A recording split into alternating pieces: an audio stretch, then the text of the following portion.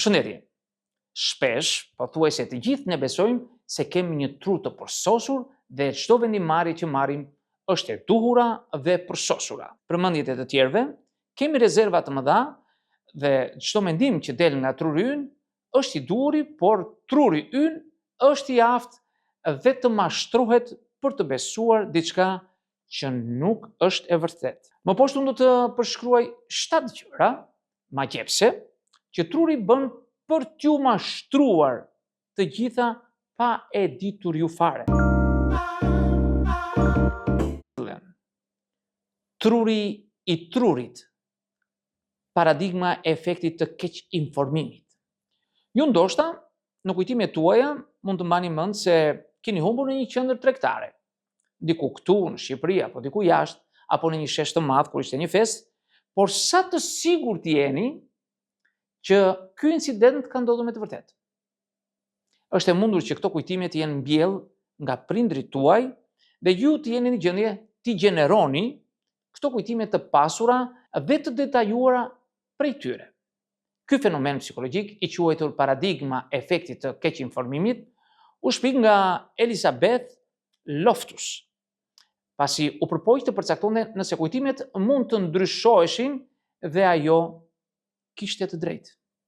Në një eksperiment për të hetuar këtë, Loftus u fokusua në kujtimet e dëshmitarëve okular për gjykimet gjyqësore ku dhënia e dëshmive ishte vendimtare.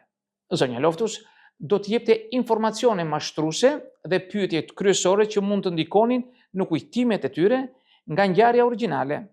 Dhe dëshmitari okular përfundoi duke ofruar rrëfime të rreme të kujtesës bazuar në informacionin e pasakt që i kishte thënë zonja Loftus gjatë gjyqit.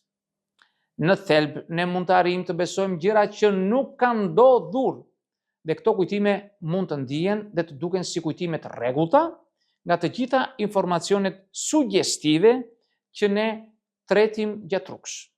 Kjo thjesht tregon se truri ynë mund të jetë disi jo i besueshëm nga sa ne synojmë që ai të jetë. E dyta, kujtimet e rreme mund të ndodhin edhe në grupe të mëdha.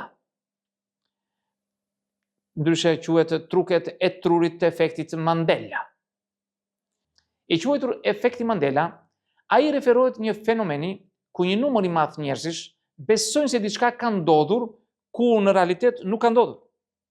Ajo u krijua nga Fiona Brom, bazuar në një incident ku e gjithë bota ishte bindur se Nelson Mandela kishte vdekur në vitet 1980, kur ai në fakt ishte i gjallë. Vdekja e tij e vërtet ndodhi në vitin 2013. Një shpjegim shkencor për këtë është se mendja ndonjëherë keq interpreton kujtimet ekzistuese. Është kur truri përpiqet të plotësoj boshllëqet që mungojnë në kujtimet tona për t'i kuptuar më shumë ato. Rrjedhimisht, ju filloni të mbani mend detaje që nuk kanë ndodhur kurrë, duke shtuar rolin e internetit në këtë ekuacion ku informacioni mund të jetë i përhapur dhe të mashtrojë pothuajse çdo.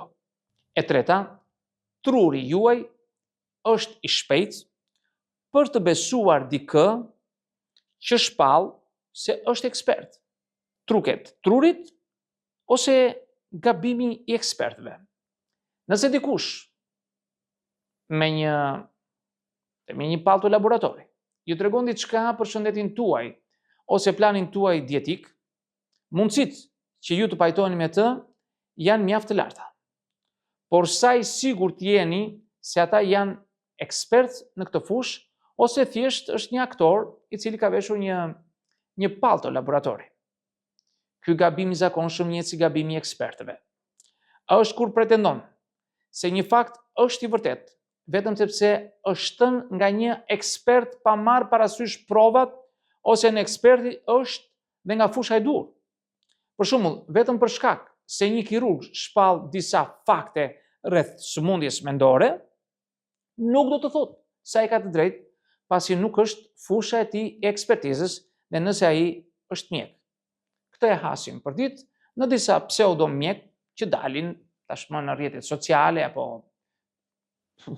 në mënyra të ndryshme dhe të shprehin që mund të shërojnë dhe të bëjnë çuditëra që si ka bërë një botë e tërë dhe ta e bëjnë me sotbuke apo me lëngje të tjera të çuditshme. Dhe pa qenë mjek fare, pa studiuar fare në mjekësi, ata mund të bëjnë mrekullira. Sigurisht, unë nuk po them se nuk duhet të besoni mjekëve tuaj, por është e rëndësishme të gjithë të kontrolloni informacionin e fakteve, duke përfshirë ato që shihni në mediat sociale ose të dërguar nga të afërmit tuaj në grupet e WhatsAppit apo në grupet e tjera që ju komunikoni. E katërta, ju mbështeteni në pikën tuaj të parë të referencës kur merrni një vendim. Truket e trurit ose efekti i ankorimit. Besoni apo jo? Ne në fakt mbështetemi në pjesën më të madhe të vendimarrjes son në informacionin e parë që marrim, qofshin çmimet apo dhe modelet e sjelljes. Në një farë mënyre, ky paragjykim kognitiv dhe zakonet tona për të krahasuar janë ato që na ndihmojnë të diktojmë lëvizjen tonë të ardhshme kur hasim në një konflikt. Psikologët Amos Tversky dhe Daniel Kahneman shpjeguan se njerëzit priren të favorizojnë informacionin e parë për të mësuar për të marrë vendime të mëmshme. Vjen në një pikë që të gjithë informacionet e bëra bazohen në një spirancë, të themi. Për shembull, ju dëshironi të blini një pije të re në dyqanin A, por ju kushton 10 euro. Nga ana tjetër, dyqani B ofron të njëjtën pije me 8 euro. Bazuar në ankorimin tuaj të së parës, informacionin që morët, pra për dyqanin A, e keni bler pije nga dyqani B. Por si nuk mund i rezistoni, është se në rastin e dytë ishte më lirë. Përveç kësaj, ju nuk e pranuat faktin që dyqanet e tjera po shisin të njëjtën pije edhe më pak në krahasim me dyqanin B. Kjo është mënyra se si efekti i ankorimit ndikon shumë në vendimarrjen tuaj. Ju nuk duhet të qortoni veten për marrjen e vendimeve të nxituara, pasi ne të gjithë kemi rënë viktimë e këtij kurthi. Herën tjetër që do të hasin në një konflikt, bëni kërkimin tuaj dhe merrni parasysh të gjitha opsionet për të shmangur efektin e ankorimit dhe zgjedhjen tuaj. 5. Truri juaj është i shpejtë për të faqësuar. Truket e trurit, gabimi themelor i atribuimit. Cili është mendimi juaj i parë kur dëgjoni një nga shokët tuaj të klasës duke e dorëzuar detyrën me vonesë? Mendoni se janë përtac? Apo besoni se kishte çështje personale për t'u marrë duke vonuar kështu punën? Po kopjonte? Nëse keni zgjedhur të parën, keni kryer një gabim themelor të atribuimit. I krijuar nga psikologu social Ray Ross në 1977, ky term në thelb përmbledh tendencën tonë për të synuar karakteristikat e një personi, duke shpërfillur faktorin e situatës që ndikon në vendimet e tyre në fillim. Megjithatë, kur është fjala për ne jemi të shpejtë për të mbrojtur gabimet tona, duke i faqësuar të gjitha, sidomos situatën. Herën tjetër që do të hasin në një situatë të tillë, mendoni, a është ky person i keq apo thjesht është kapur në një situatë të keqe? Jepni të tjerëve një pushim, aq sa ju pëlqen t'u jepet edhe juve vetë. E 6. Ju prireni të nënvlerësoni situatat kërcënuese. Truket e trurit, efekti i strucit. Ju e dini se pirja e duhanit mund të çojë në sëmundje serioze të mushkëve. Ju gjithashtu e dini mirë se shpenzimet e tepërta mund të djegin edhe të hapin një vrim të madh në xhepin tuaj. Ju gjithashtu e dini se mund të rrezikoni të ekspozoheni ndaj infeksioneve ngjitse nëse dilni jashtë gjatë një pandemie, si ajo që kaluam. Pra, pse zgjidhni të injoroni këto rreziqe? Kjo është për shkak të efektit të strucit. Dhe si struc, ne priremi të fusim kokën në rër kur ndjejmë rrezik dhe t'i shmangim ata. Sipas psikologëve, njerëzit kanë më shumë gjasa të minimizojnë paralajmërimet e kërcënimit duke e injoruar informacionin negativ ose thjesht refuzojnë të besojnë efekt negativ që mund të ketë mbi ta për të shmangur ndjenjen e pakëndshme. ndërsa është një mekanizëm i tmerrshëm mbrojtjes, është një metaforë mjaft e saktë. Megjithatë, ju mund të ndaloni këtë rreth vicioz nëse praktikoni disa hapa të shëndetshëm për të ndryshuar këtë zakon, siç është vendosja e një buxheti dhe të jeni më të ndërgjegjshëm për shëndetin tuaj.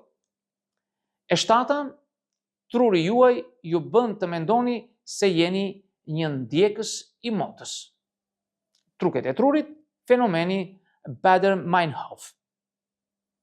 A keni dëgjuar ndonjëherë një këngë të nënvlerësuar për herë të parë dhe krejt pak pritur, ajo po luhet kudo?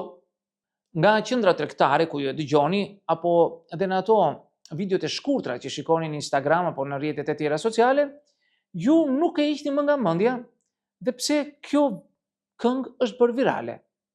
Kjo në fakt ndodh më shpesh nga sa mendoni se është për shumë pak njerëz. E njohur si fenomeni Baader-Meinhof është kur informacioni që sapo mësuan fillon të shfaqet kudo. Teknikisht, nuk është se këto gjëra po shfaqen papritmas, por sepse e keni zgjedhur këtë pjesë në mendjen tuaj dhe fillojnë ta vini re edhe më shpesh. Truri ynë është shumë i mirë në akordimin e informacionit të parëndësishëm, por sa të marri pjesën që duam, fillojmë të konfirmojmë dyshimet tona. Për këtë arsye, ju nuk posedoni në fakt një superfuqi që i bën gjërat të bëhen virale. Përkundrazi, është vetëm paragjykimi juaj selektiv ku truri juaj zgjedh të përqendrohet.